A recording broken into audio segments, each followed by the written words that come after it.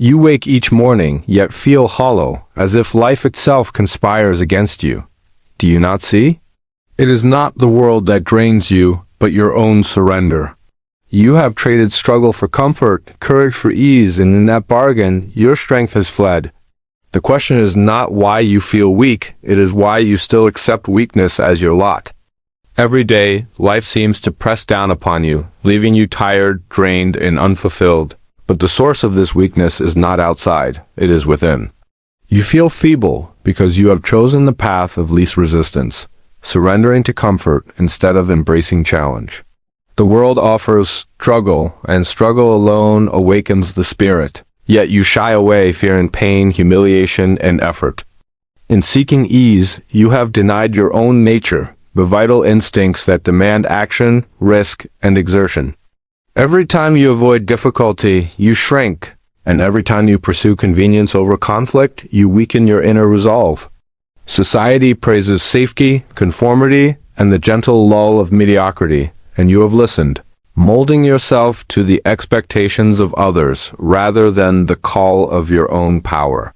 You have allowed your energy to be spent not on creation or growth, but on the trivial demands of comfort, approval, and avoidance. Strength is not nurtured in the idle hours of ease, nor is vitality found in yielding to the ordinary. It emerges only when you dare to confront what frightens you, when you push beyond familiar limits, and when you choose struggle as a crucible to forge a self capable of greatness. Weakness takes root when you deny the impulses, desires, and passions that stir within you, for these are the engines of life and power. You are taught to restrain, to suppress, to mold yourself to external codes, and in doing so, you cut yourself off from your own vitality. Every instinct you ignore, every urge you label as inappropriate or dangerous, drains strength from your being, leaving only a pale shadow of what you could be.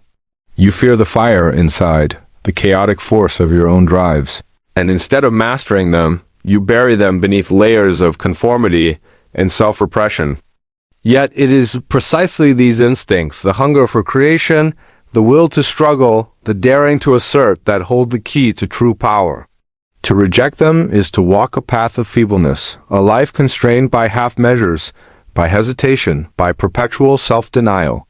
Only by facing these impulses, by wrestling with them and bending them toward purpose, can one cultivate vigor and resilience. The tension between desire and discipline, between passion and control, becomes the forge of the spirit, shaping strength from what was once raw and dangerous, and transforming weakness into the compelling force of a life. Fully claimed strength is born not in comfort but in suffering, for it is struggle that chisels the soul and tempers the spirit. Every obstacle you face, every wound inflicted by life, is an opportunity to confront your limits and surpass them. Those who flee pain, who seek only ease, remain fragile, untested, and shallow, for vitality cannot thrive in the absence of resistance. The trials that batter you, the hardships that seem unbearable, carry within them the seed of transformation, a chance to rise above the ordinary and to claim mastery over yourself. Growth demands confrontation with the unknown, with fear, with the shadows of your own weakness, and it is through this crucible that true power emerges. To endure suffering is not mere submission. It is an act of creation, a deliberate shaping of one's character through fire. The world does not hand greatness to the passive or the timid, but rewards the one who dares to face adversity with courage, who wrestles with challenges until they are bent to purpose, and who sees each difficulty as a teacher rather than an enemy.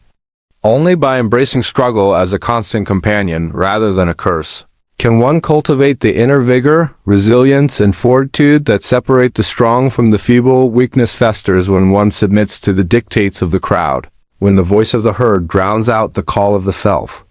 Society whispers that conformity is safety, that obedience is virtue, and that mediocrity is enough, and in listening, you surrender your own power.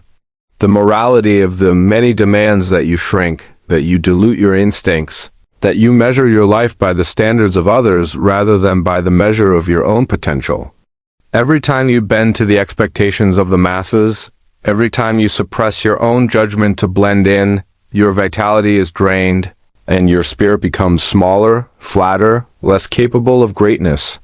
The herd fears difference, the bold and the passionate, and so it exalts sameness, praising the cautious and the compliant. To live under such influence is to live in shadow, to trade the brilliance of self-mastery for the dull security of approval. Only by rejecting the pull of the crowd, by daring to walk paths that terrify and challenge, can one reclaim authority over oneself. Strength comes from independence of thought, from courage to act against expectation, and from the refusal to allow the voices of the many to dictate the limits of your own existence. True strength arises when you embrace the full weight of responsibility for your life, when you confront the chaos within and around you with courage and resolve. It is not enough to lament weakness or envy the powerful. One must act, must dare, must claim the authority to shape oneself. To rise above mediocrity, you must cultivate a will that does not flinch before hardship, that does not bow to fear, and that does not rely on the comfort of others. Every choice, every action, every confrontation with your own limits is an opportunity to exercise this will, to assert your presence in a world that constantly seeks to diminish it. Courage is not the absence of fear, but the mastery of it, the ability to move forward when hesitation and doubt press against you.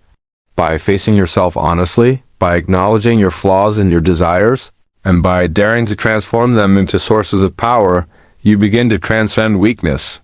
Strength is forged in the crucible of self-mastery, where the raw material of instinct, passion, and ambition is shaped into deliberate action, where hesitation is replaced by decisiveness, and where the will to rise above oneself becomes the engine of a life lived with intensity, purpose, and uncompromising vitality.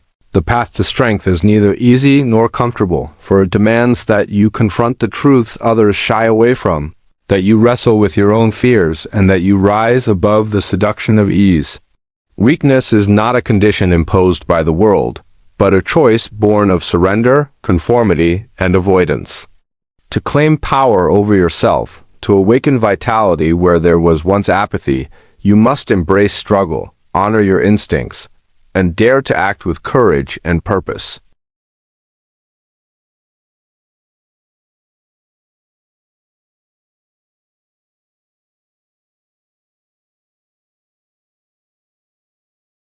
The weak look outward for answers and approval, but the strong turn inward, cultivating their will, forging resilience, and asserting themselves in defiance of limitation. In doing so, life ceases to drain you. It becomes the forge in which your strength is tempered, your passions ignited, and your true potential realized. To rise is to live fully, boldly, and without apology, claiming every ounce of power that lies within, and transforming weakness into a testament of enduring, self-forged greatness.